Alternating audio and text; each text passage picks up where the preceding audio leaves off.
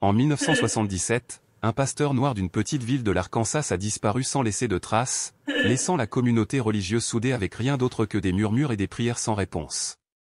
Pas de mot d'adieu. Personne. Aucune réponse. Juste le silence.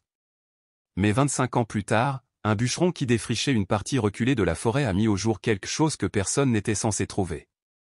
Enterré sous les racines épaisses d'une vieille souche d'arbre. Un secret qui avait attendu dans l'ombre, patiemment et sans être dérangé. Marcus Freeman, aujourd'hui âgé de 42 ans, était assis seul dans son petit appartement près du bord des monts Ozarks. C'était au vendredi matin. Le faible bourdonnement de la télévision remplissait la pièce silencieuse, projetant de faibles couleurs sur le mur. Avec un soupir las, il attrapa la télécommande et commença à zapper entre les chaînes. Des visages et des parasites dansaient sur l'écran. Il était trop tôt pour une programmation régulière. Puis, il s'est arrêté. Un programme religieux est apparu. Un prédicateur se tenait à la chaire, encadré par des vitraux lumineux. Des hymnes flottaient faiblement en arrière-plan. Le sermon passionné du prédicateur a touché quelque chose de profond chez Marcus.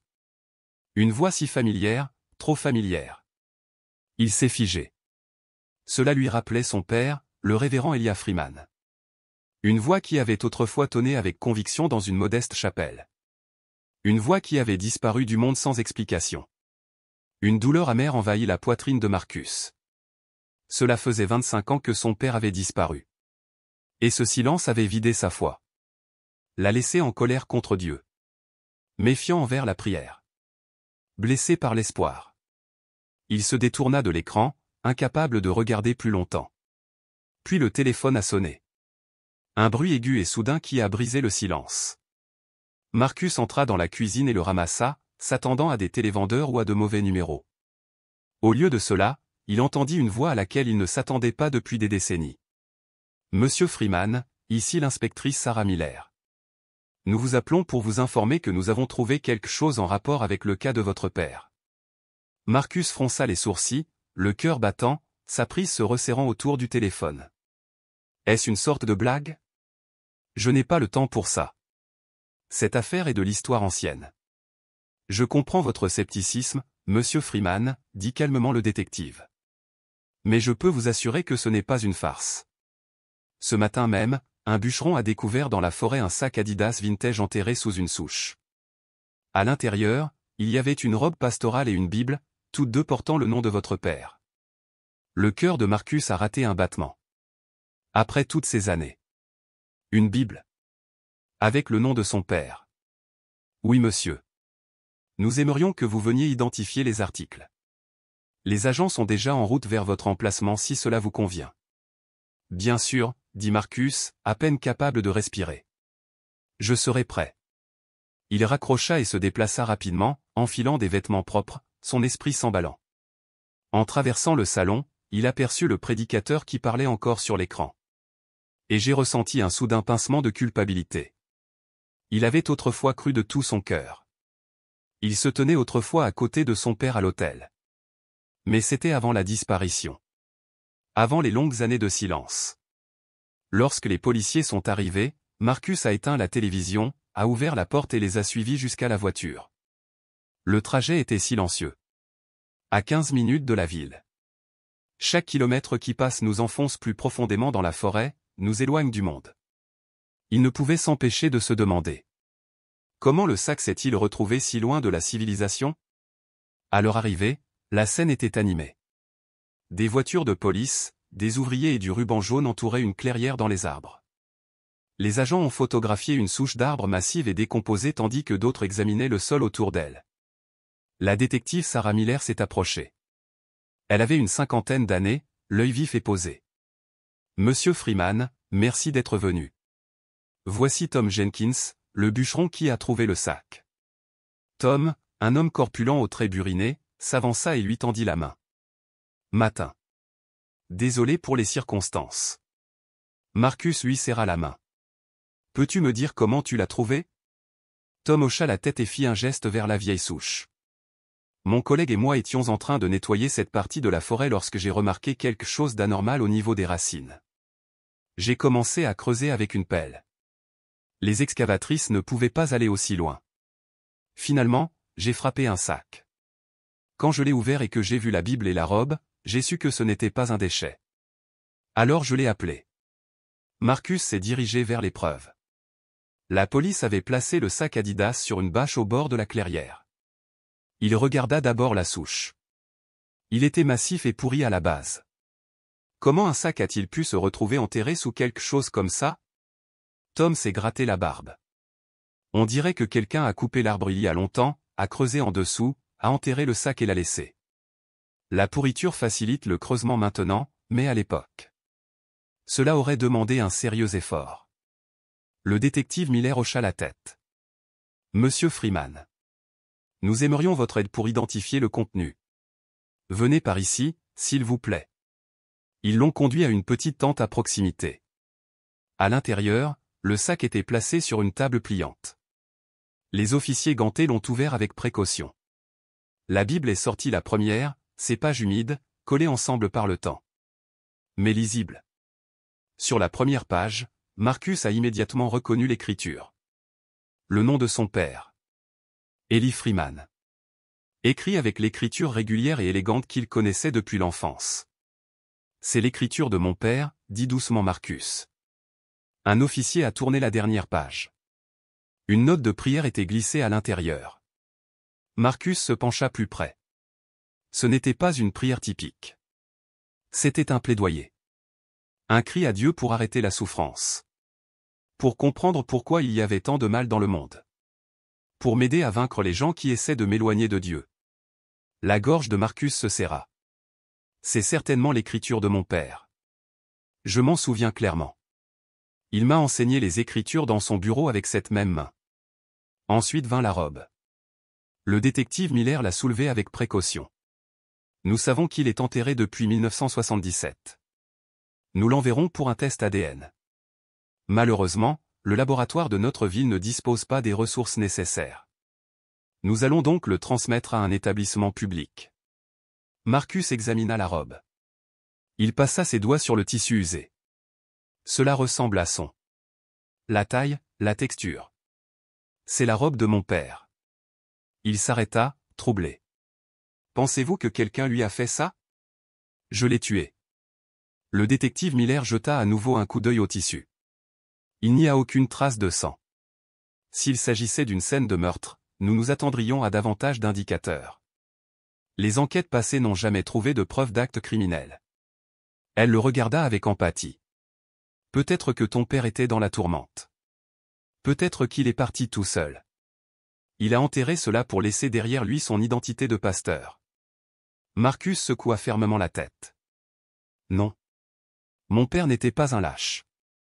Et s'il voulait juste s'enfuir ou mettre fin à ses jours? Pourquoi venir jusqu'ici pour enterrer ces choses sous une souche d'arbre? Il fit un geste vers le sac Adidas. Et ceci, ce n'est pas quelque chose que mon père posséderait un jour. Il était simple. Il n'achèterait pas un sac comme celui-ci. Tom hocha la tête. Ce n'est pas facile de creuser aussi profondément sous un arbre comme celui-là. Même en décomposition, ses racines sont profondes. Une personne seule, cela prendrait des heures. Peut-être plus longtemps.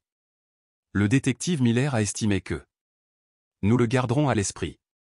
Y avait-il des gens en ville, ou à l'église de votre père, qui ne l'aimaient pas? Marcus soupira. C'est les Ozarks. À l'époque, les tensions raciales étaient réelles. Mon père était un pasteur noir dans une ville à prédominance blanche. Il était fidèle, gentil, mais oui. Il y avait des gens qui détestaient ce qu'il représentait. Même dans l'église. Le détective hocha lentement la tête. Nous allons réexaminer les dossiers. Revoir les anciens rapports. Pour l'instant, nous gardons toutes les possibilités ouvertes. Alors que la police récupérait les preuves, Marcus a demandé s'il pouvait en recevoir des copies. Un agent a expliqué qu'une fois le dossier traité, ils enverraient des documents et des photos. Le détective Miller s'est écarté pour parler à Tom Jenkins. La forêt était désormais considérée comme un site d'enquête actif. Un officier a escorté Marcus jusqu'à la voiture. Ils ont commencé le trajet silencieux vers la maison. Quand ils sont arrivés, Marcus n'est pas entré directement à l'intérieur. Au lieu de cela, il se dirigea vers l'arrière de son appartement. Dans une pièce qu'il avait conservée comme un sanctuaire. Le bureau de son père. La modeste maison dans laquelle Marcus a grandi avait été vendue il y a longtemps. Mais il avait économisé tout ce qu'il pouvait. Livres. Journaux. Notes de sermons. Une bibliothèque de foi et de mémoire. Il est entré. Et j'ai commencé à fouiller les étagères. À la recherche de l'écriture manuscrite. Les notes. Tout ce qui pourrait se connecter. Tout ce qui pourrait expliquer pourquoi le révérend Elijah Freeman a disparu. Et pourquoi son passé venait de refaire surface, enterré dans les bois. Il les collectionnait soigneusement. Son père en avait conservé une collection très soignée, toute rangée sur l'étagère. Même maintenant, elles prenaient la poussière, mais elles étaient bien conservées malgré le jaunissement des pages. Marcus repensa à son jeune âge, lorsqu'il avait parcouru ses notes de sermon pour la première fois. Il n'avait que 15 ans lorsqu'il commença son étude intensive sous la direction de son père. Aujourd'hui, à 42 ans, il ne se souvenait que de fragments de ses enseignements. Il voulait relire les recueils de sermons, non seulement pour rafraîchir sa mémoire des paroles de son père, mais aussi pour se convaincre de quelque chose de plus profond. Que son père était un véritable dévot, qu'il ne s'était pas suicidé ni n'avait lutté avec sa vocation ou son identité. Il avait dû se passer autre chose. Alors qu'il rassemblait les cahiers de sermons de son père, il remarqua quelque chose d'inquiétant, le volume de 1977, année de la disparition de son père, manquait. Il le chercha partout, y compris dans la chambre de son père. Mais il resta introuvable. Au lieu de cela, dans l'une des armoires près du lit, Marcus découvrit un autre ensemble de journaux personnels de son père. Mais même ceux-ci ne couvraient que les années antérieures à 1977. Il s'assit lourdement sur le bord du lit, ses pensées s'emballant. Si son père avait été si diligent et avait conservé tous ses documents, alors pourquoi les notes du sermon de 1977 et le journal n'étaient-ils pas à la maison? Peut-être les avait-il gardés à l'église. Après tout, il y avait consacré tout son temps cette année-là. Marcus repensa au jour où il avait déménagé les affaires de son père. Il avait été secoué, bouleversé, et n'avait pas prêté beaucoup d'attention à ce qui l'emballait ni à ce qui avait pu disparaître. Il rangea la salle d'études, choisit une ancienne édition du cahier de sermons à emporter comme référence et se dirigea vers sa voiture. Il était sur le point de visiter l'église baptiste missionnaire du Mont-Olive, pour la première fois depuis 25 ans. En conduisant, Marcus se remémora les sermons de son père, la passion avec laquelle il parlait, la chaleur et la conviction dont sa voix emplissait le sanctuaire. Le souvenir était douloureux, mais cette fois, Marcus ne le repoussa pas. Au contraire, il le laissa l'envahir. Il se souvenait de l'homme qu'il avait élevé, fort, intègre et profondément dévoué à sa vocation. Le trajet ne dura pas longtemps. 10 minutes plus tard, il arrivait devant l'église. Elle paraissait bien plus ancienne que dans ses souvenirs. À 17 ans, le bâtiment avait l'air majestueux et neuf. Maintenant, la peinture était passée, les bords usés par le temps. Il prit une longue inspiration, puis poussa la porte. L'intérieur n'avait pas beaucoup changé. Les bancs en bois poli brillaient. La lumière du soleil traversait les vitraux, projetant des motifs colorés sur le sol. La chaire se dressait toujours au premier plan, imposante et digne. Marcus entra et s'approcha d'un homme âgé près de l'autel. « Puis-je t'aider, mon fils » demanda chaleureusement l'homme. « Je l'espère » répondit Marcus. « Je cherche quelqu'un qui aurait pu connaître mon père. » L'homme s'est présenté humblement comme étant le pasteur Harold Whitmore. Le nom frappa immédiatement Marcus. Il le connaissait bien. Cet homme avait travaillé en étroite collaboration avec son père. Il l'avait vu à de nombreuses reprises, 25 ans plus tôt. Maintenant, bien que beaucoup plus âgé, Harold était reconnaissable entre mille. « Je suis Marcus Freeman » dit-il. Fils du révérend Elijah Freeman. Le pasteur Harold le fixa, choqué, ne reconnaissant visiblement pas l'homme adulte devant lui. Puis son expression s'adoucit en un large sourire. « Marcus, mon Dieu. C'est vraiment toi? On ne t'a pas revu depuis. » Depuis que mon père a disparu, termina Marcus pour lui. Harold hocha lentement la tête. « Comment vas-tu ces derniers temps? Tu nous as manqué. » Marcus hésita, puis avoua, « Ma foi a été vraiment mise à rude épreuve par ce qui s'est passé. Même maintenant, j'ai du mal à accepter Dieu. » Harold hocha la tête en signe de compréhension. Juste à ce moment-là, ils entendirent la porte arrière s'ouvrir. Un autre homme âgé entra. Révérend George Langston, appela Harold. Regardez qui est là. Le révérend George, un autre fidèle de l'église, s'approcha. Les deux hommes étaient visiblement émus de revoir Marcus. Qu'est-ce qui vous ramène après toutes ces années, ont-ils demandé. Marcus a expliqué la récente découverte dans la forêt, comment la police soupçonnait que son père s'était suicidé ou avait abandonné son ministère. Je cherche conseil, dit-il honnêtement. Tu crois que mon père aurait vraiment fait ça? Les pasteurs échangèrent un regard lourd de sens. Pendant un instant, aucun des deux ne parla. Votre père a toujours été un homme doux, a dit le pasteur Harold. Un serviteur fidèle du Seigneur. Plein de sagesse et de courage. Mais personne ne connaît les pensées les plus profondes du cœur d'un homme, ajouta doucement le révérend George. Pourquoi poses-tu ces questions maintenant, demanda doucement Harold. Marcus leur a annoncé que la police avait rouvert l'enquête. S'il retrouve son corps, a-t-il dit en déglutissant difficilement, il pourrait peut-être déterminer la cause de son. Il s'est tu. Il ne voulait pas le dire. La technologie a beaucoup évolué depuis. Les tests ADN et la médecine légale pourraient enfin nous apporter des réponses. Harold et George échangèrent un autre regard. Nous n'avons jamais pensé qu'il était en difficulté, a déclaré Harold. Mais, dans les derniers jours précédant sa disparition, il a commencé à passer plus de temps dans son bureau paroissial. Tard dans la nuit. Seul. Il priait souvent dans l'angoisse, ajouta George. Quand on lui posait la question, il répondait simplement que c'était une profonde dévotion. Marcus hocha la tête. Puis il leur expliqua la véritable raison de sa venue. Je cherche le volume manquant de ses sermons du dimanche de 1977, ainsi que son journal intime de la même année. J'ai apporté ce volume plus ancien pour référence. Il brandit le carnet. Il devrait ressembler exactement à ceci. Même marque, même format. Mais le document de cette année-là a disparu. Et le journal aussi. Harold et George ont examiné le carnet. On n'avait jamais vu ça auparavant, dit Harold. Si on les avait vus, on vous les aurait donnés ou à la police à l'époque. Regardons quand même, suggéra George. Ils se rendirent au bureau de l'église autrefois celui d'Elia, aujourd'hui occupé par le révérend George. Ils inspectèrent chaque étagère et chaque tiroir. Rien. Ils se dirigèrent ensuite vers la bibliothèque.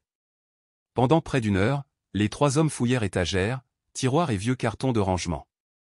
Marcus a placé le carnet sur une table alors qu'il participait à la recherche. Mais toujours, rien. Finalement, Marcus les remercia tous les deux. J'apprécie votre aide, même si nous n'avons rien trouvé. Avant de partir, il s'est agenouillé sur l'un des bancs.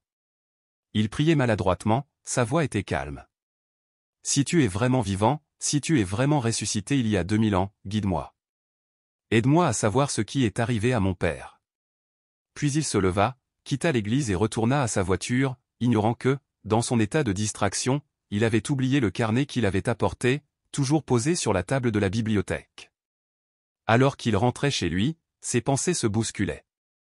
Il n'avait toujours pas réalisé que le carnet avait disparu. Son esprit s'attardait sur les paroles des pasteurs sur ces derniers jours, sur les heures passées par son père dans une prière angoissée. Se pourrait-il que son père se soit suicidé ou ait abandonné son ministère? C'était peut-être du chagrin. Sa mère était décédée en 1976, un an seulement avant la disparition de son père.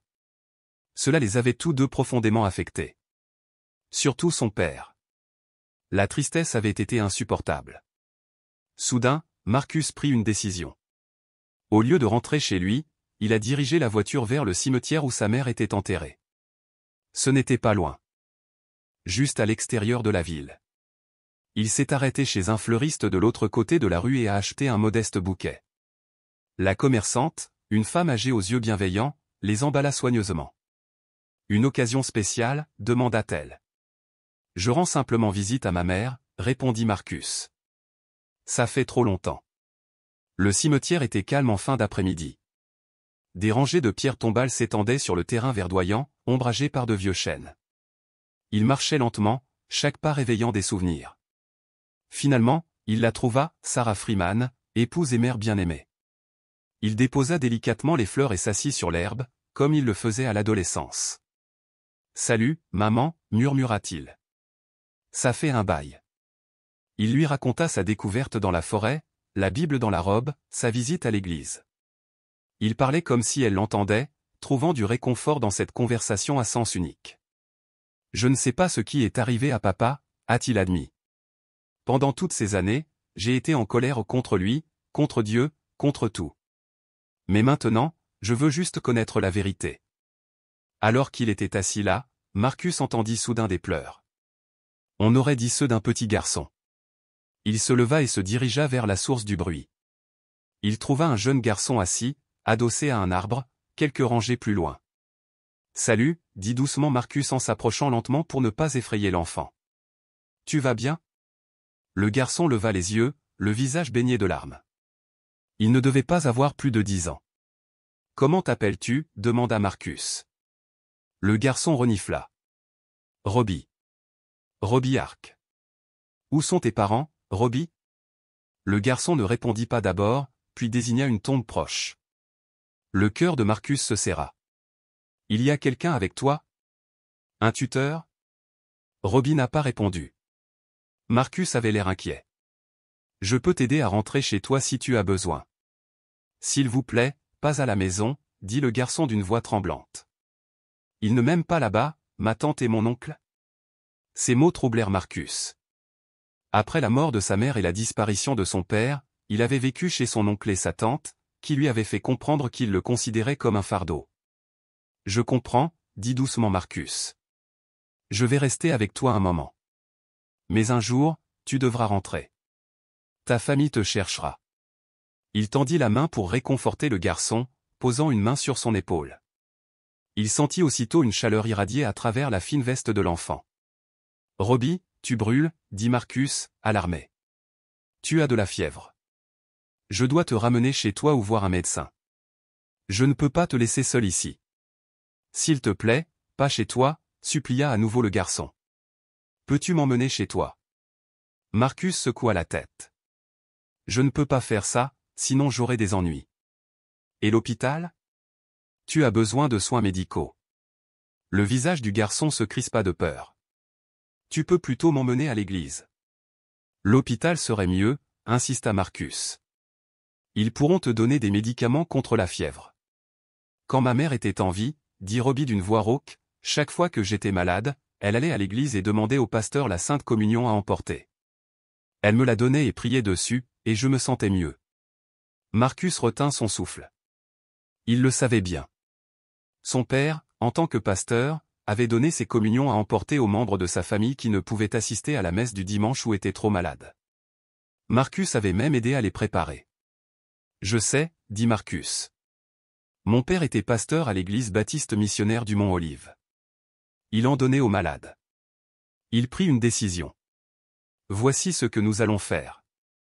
Si tu acceptes de venir à l'hôpital avec moi, j'irai te chercher la Sainte Communion à l'église et je te l'apporterai là-bas. On pourra la prendre ensemble. Qu'en penses-tu ? » Après un moment d'hésitation, le garçon hocha la tête. Alors qu'il se dirigeait vers sa voiture, Marcus réalisa soudain qu'il n'avait pas revu le carnet de son père depuis son départ de l'église. Avec un profond regret, il se souvint l'avoir posé sur la table de la bibliothèque et ne l'avoir jamais repris. « J'ai oublié mon livre à l'église, » murmura-t-il. « Il faudra que j'y retourne plus tard. » Marcus a conduit Robbie aux urgences et a expliqué la situation à l'équipe médicale. Il n'était pas sûr de l'adresse du garçon, mais pensait qu'il la trouverait peut-être dans leur dossier. Avant que Robbie ne soit emmené par le personnel, le garçon a regardé Marcus. « Tu as promis, à propos de la communion. »« Je tiendrai ma promesse, » lui assura Marcus.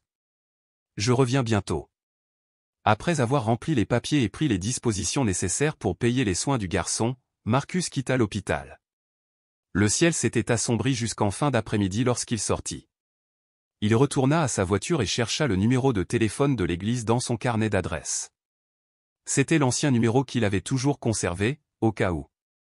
Il essaya d'appeler pour demander des nouvelles de la Sainte Communion, mais personne ne répondit. Il a décidé de s'y rendre directement en voiture. Il arriva à l'église et se gara sur le parking. Rentrant dans le bâtiment, Marcus chercha le pasteur Harold ou le révérend George, mais ne les trouva ni l'un ni l'autre. C'est un jeune membre du personnel de l'église qui l'accueillit, ne reconnaissant visiblement pas Marcus. « Puis-je vous aider, monsieur » demanda le jeune homme. « Je cherche le pasteur Harold ou le révérend George » répondit Marcus. « Sont-ils dans le coin » L'employé secoua la tête. « Ils sont actuellement au cimetière de l'église pour une cérémonie de bénédiction. » Marcus fronça les sourcils. Cela ne ressemblait à aucun rituel qu'il connaissait. Les pasteurs ne bénissaient généralement pas les cimetières, surtout pas à cette heure-là. « C'est habituel » demanda-t-il. Le jeune homme haussa les épaules. « Ils font ça parfois. C'est comme ça depuis que je suis ici. Mais je peux t'aider si tu veux. » Marcus a expliqué la disparition de son livre et la Sainte Communion à emporter. « J'étais ici plus tôt aujourd'hui pour discuter avec le pasteur Harold et le révérend George, mais j'ai oublié mon livre à la bibliothèque. J'ai aussi besoin d'une Sainte Communion à emporter pour un garçon malade à l'hôpital. » Le jeune employé semblait le croire sans hésiter. « Je peux vous aider pour les deux. Allons d'abord à la bibliothèque. » Ils se dirigèrent vers la bibliothèque de l'église, et Marcus fut soulagé de voir son livre toujours sur la table où il l'avait laissé. Il le ramassa, remarquant que les piles de livres de leur précédente recherche avaient été soigneusement remises sur les étagères. En jetant un dernier coup d'œil à la bibliothèque, il remarqua un livre sur l'étagère du haut qui semblait avoir été déplacé récemment. Il n'était pas bien enfoncé et vacillait dangereusement près du bord. « Je devrais réparer ça avant qu'il ne tombe et ne blesse quelqu'un » dit Marcus en tendant la main. Le jeune membre du personnel a commencé à protester, disant qu'il s'en occuperait plus tard, mais Marcus était déjà en train de s'étirer. Étant grand, Marcus saisit facilement le livre, mais il était étonnamment lourd. Il lui glissa des doigts et tomba au sol avec un bruit sourd, les pages s'ouvrant. « Je suis désolé » dit Marcus en se penchant pour le récupérer. En le ramassant, il remarqua le titre « Gestion et intendance financière de l'Église ». Ce qui a cependant attiré son attention, c'était l'écriture familière dans les marges, celle de son père. « Ce livre est-il disponible à l'emprunt » demanda Marcus, essayant de garder un ton décontracté. L'employé semblait incertain. « Il faut qu'on vérifie bien si vous voulez l'emprunter. »« Bien sûr. » Après que le jeune homme eut enregistré le prêt dans le registre de l'église, ils quittèrent la bibliothèque. L'employé demanda alors à Marcus d'attendre pendant qu'il allait chercher la communion à la sacristie. « Puis-je venir avec vous » demanda Marcus. J'aidais à la sacristie lorsque mon père, le révérend Elijah Freeman, y servait. Le jeune homme semblait mal à l'aise. « Je suis désolé, monsieur. J'ai entendu parler du révérend Elijah Freeman, mais nous ne pouvons laisser personne entrer dans la sacristie. » Marcus hocha la tête en signe de compréhension. « Bien sûr. » Il attendait dans le hall, ouvrant le livre de comptes qu'il avait emprunté. De nombreux passages étaient surlignés et annotés de l'écriture caractéristique de son père. Une section était particulièrement marquée. « Dieu voit comment nous gérons son argent. » Il ne s'agit pas seulement de comptabilité, mais de confiance et d'intégrité. Les fonds de l'Église sont des biens sacrés, et les dirigeants doivent être irréprochables dans leur gestion de ces ressources. Dans la marge, son père avait écrit « Responsabilité envers Dieu d'abord, puis envers la congrégation ». En tournant les pages, Marcus remarqua autre chose, de légères traces de crayon effacées. Son père avait toujours appuyé fort lorsqu'il écrivait au crayon, laissant de profondes empreintes. En inclinant la page pour capter la lumière, Marcus put distinguer deux noms qui avaient été encerclés puis effacés, Harold Whitmore et George Langston, tous deux avec des points d'interrogation à côté. Plusieurs phrases sur le détournement de fonds de l'Église ont été fortement soulignées, avec des notes sur la manière de gérer les irrégularités financières de manière chrétienne avec grâce mais aussi avec fermeté. Marcus ferma le livre, l'esprit s'emballant. Son père soupçonnait-il le pasteur Harold et le révérend George de malversation financière? Était-ce pour cela qu'il avait écrit leur nom? Par la fenêtre latérale, Marcus aperçut deux silhouettes au cimetière. Il supposa qu'il s'agissait du pasteur Harold et du révérend George. Il les observa par la fenêtre, essayant de deviner ce qu'ils faisaient dans la faible lumière du soir. Le jeune membre du personnel est revenu avec le coffret de communion à emporter dans un petit sac en tissu. « Voilà, monsieur. »« Merci » dit Marcus en l'acceptant avec gratitude.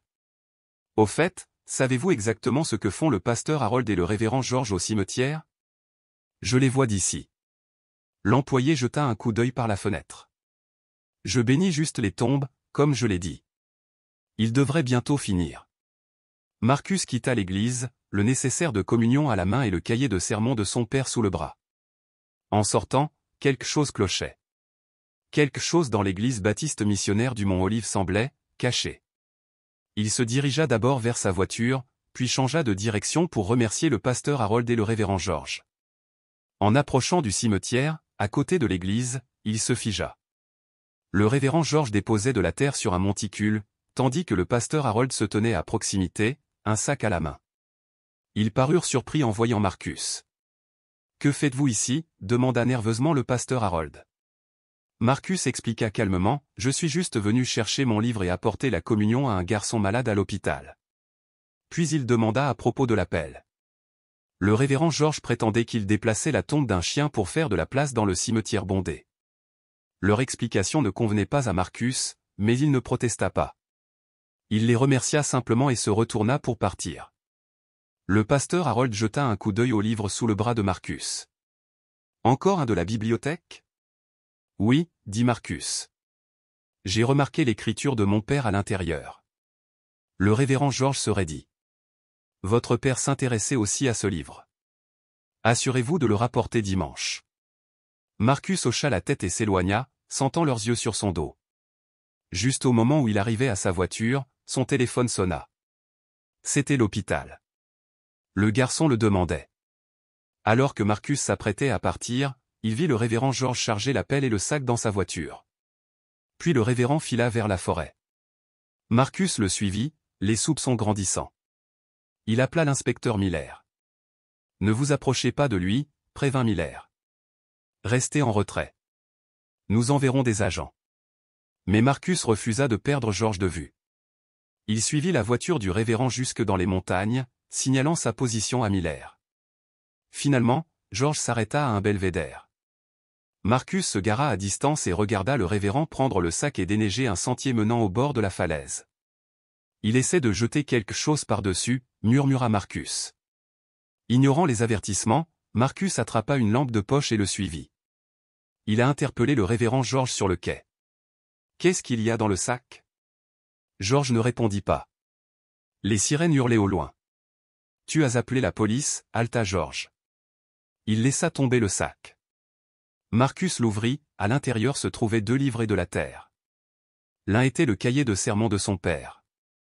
L'autre était son journal intime. « Ce ne sont pas des restes de chiens, si » demanda Marcus. « C'était la tombe de mon père, n'est-ce pas » George n'a rien dit. Soudain, il escalada la barrière de sécurité, prêt à sauter.